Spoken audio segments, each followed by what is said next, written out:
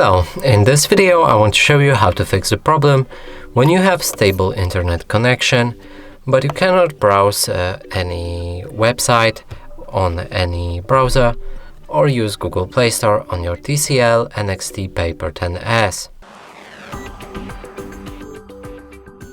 So first let's try going to any website on our Google Chrome, and as you can see there's an error.